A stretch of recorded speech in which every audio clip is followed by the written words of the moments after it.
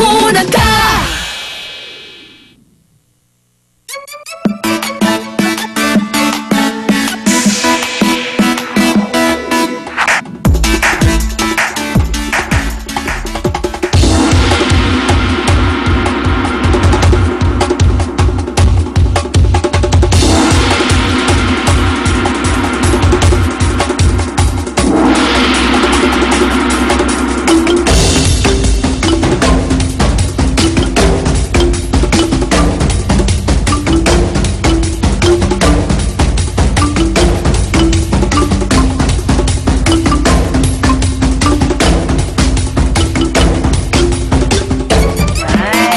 Ulit! Oo, gusto ko sana sa pagkain, sana. Ganda, ganda. Good morning po mga kapuso. Ika-28 na tayo ng buwan ng Hunyo. Martes na po tayo. Kapuso, gising-gising na, bangon na, mag-unat-unat. At may pasok na naman sa trabaho at eskwela ngayong umaga. Good morning, Sue. Good morning sa iyo, Miss Ray. At welcome sa unang hirit at good morning sa lahat ng mga kapuso natin dyan. Luzon, Visayas, Mindanao at sa mga nakatutok abroad sa pamamagitan ng GMA Pinoy TV. Isang beautiful morning po sa inyong lahat. Pero mukhang hindi ganun ka-beautiful ang morning ng mga mamimili ngayon dahil ang balita natin tumaas ng 5 piso ang presyo ng kada kilo ng manok. Ay, nako. Paano na yung fried chicken? Paano na ang adobo? Grabe na. Mga misis ng tahanan, nabangan nyo ang palengke watch namin mamaya. Ayan. Naku. Bawas ng isang piraso. Dahil sa Bawas ng leg. Dahil sa bagyo yan eh. Dahil sa bagyo na naman. Hirap pa naman, pwede mo i-sacrifice minsan yung pork, beef, pero yung chicken, Oo, parang hirap oo, bawal ng oo. chicken eh. Diba, At saka bawal ang kahit yung pork. mga nagda-diet, di ba? Yung mga Yun hindi na na kumakain ng pork, yung Correct. chicken talaga. Tapos puro fast food, puro chicken. Puro din. chicken Tatanggalin mo din. yung skin. Hindi rin masyado. Yun yung masarap eh, pag crispy-crispy. Kaya kahit yung mga nagde-delirio, chicken na naiisip nila, di ba? Sa Temptation Island. Ayan, oo. Alright, kaya ito, simulan na po natin ang balitaan sa ating top hero.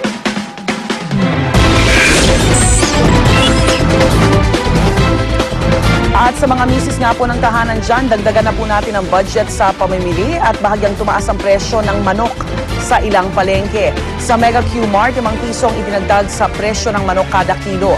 Kaya naman ang presyo ng whole chicken, 135 pesos na kada kilo, habang 140 pesos kada kilo naman ang choice cuts. Ang dahilan ng pagtaas, 10 hanggang 15 piso kada kilo raw kasi ang iminahal ng sinusupply na manok sa mga nagtitinda. Paliwanag naman ng Philippine Association of Broiler Integrators, may ilang commercial raisers o maliit na producer daw talagang kinailangang magmahal ng presyo dahil paiba-iba ang presyo ng buhay na manok. Pero pagpapanatag nila sa publiko, stable pa rin po ang presyo ng manok na naglalaro sa 120 hanggang 130 pesos. Balak naman paimbestigahan ni Agriculture Secretary Proceso Alcala ang pagtataas ng presyo ng manok.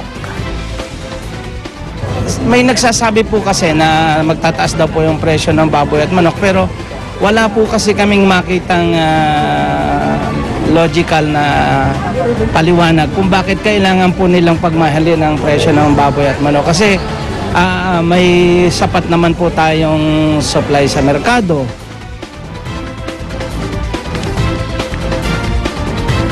Sa ibang balita, balik normal na ang pasok sa lahat ng eskwelahan sa Valenzuela City ngayong araw. Pero ang ilang eskwelahan gaya ng Pio Valenzuela Elementary School, lubog pa rin sa baha ang ilang silid-aralan kahapon. Kaya naman sa hallway muna mag-aaral ang mga bata at maging ang receiving area ng principal's office, ipapagamit muna sa SPED class. Sa Malabon naman, tuloy na rin ang klase kahit may baha pa rin. Sa second floor na muna ng Dampalit Main Elementary School, pinagkakasya ang mga klase na hinati sa 3 shift. Samantala, wala pa rin klase ngayong araw ang Pangulo National High School dahil pa rin sa baha. Sa Cotabato City naman, humupa na ang baha sa malaking bahagi ng lungsod. Naalis na kasi ang bulto-bultong water hyacinth sa Rio Grande de Mindanao. Normal na rin ang klase sa isang universidad doon.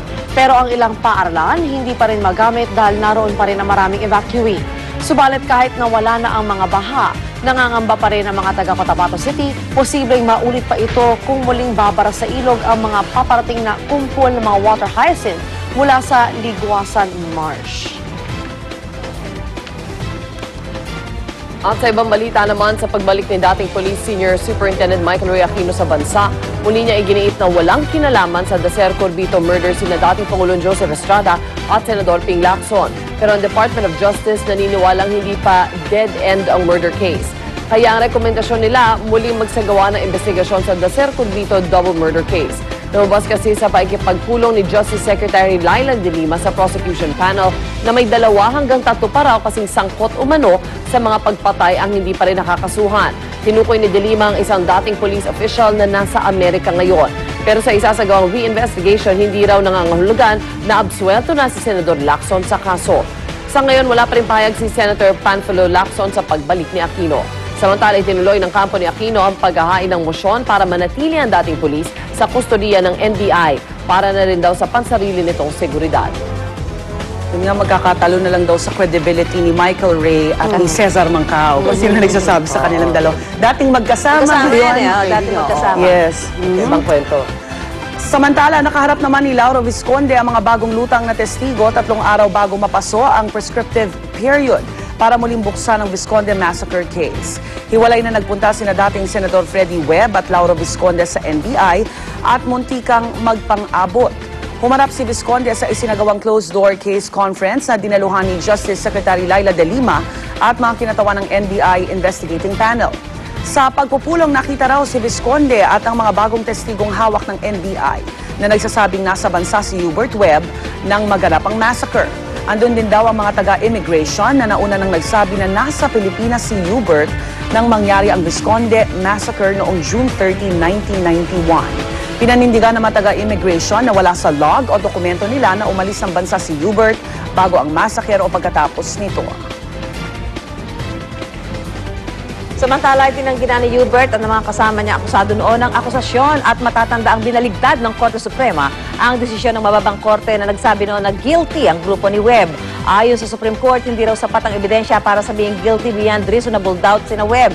Pero para kay Mang Lauro, mas mahalaga na lamang daw sa kanya ngayon na malaman ng taong bayan ang katotohanan kahit hindi na mapanagot sina Hubert. Ang posibleng muling pagbubukas ng investigasyon sa Visconde Massacre, pag-uusapan natin sa Talakayan with Igan mamaya. Sa ibang balita, sumalang naman sa witness stand si Alfred Mendiola para positibong kilalanin ang mga may kagagawan sa pagpatay sa car trader na si Benson Evangelista. Suot ang isang bulletproof vest at rosaryo sa leeg. Itinuro ni alias Bading sina Roger at Raymond Dominguez bilang mastermind sa pagpatay sa car trader. Itinuro din ni Mendiola si Jason Miranda na siyang umanong kasama niya sa mga carnapping operation. Nauna nang inamin ni Mendiola na miyembro siya ng Dominguez Carnapping Group. Ang pagkilala sa mga akusado, isa ring sukatan kung pwedeng gawing state witness si Mendiola sa naturang kaso. Grabe nga, mas delikado pa buhay niya ngayong nasa kulungan siya, no?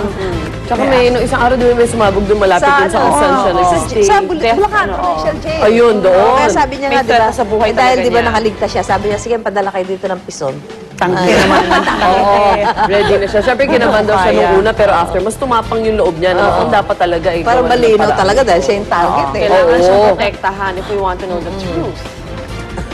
Alright, pasadahan naman natin ang mga maaksyong balita sa umagang ito sa ating Ronda Reports.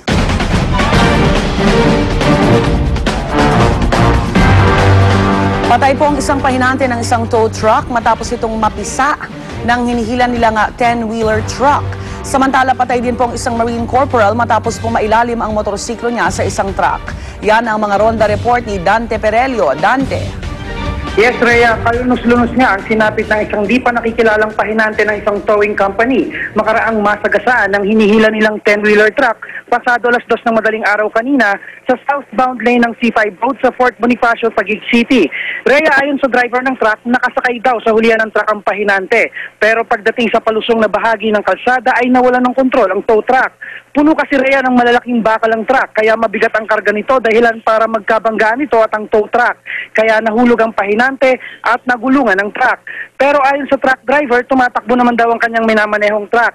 Sandali lamang daw niya itong itinabi para kumpunihin ang sirang linya ng kuryente. Pero bigla raw sumakay ang mga pahinante ng tow truck at pilit raw itong hinatak. Tumakas naman Rhea ang 4 na pahinante at driver ng tow truck na isa palang kolorum dahil dito nakarehistro at otorisado ng MMDA na manghatak.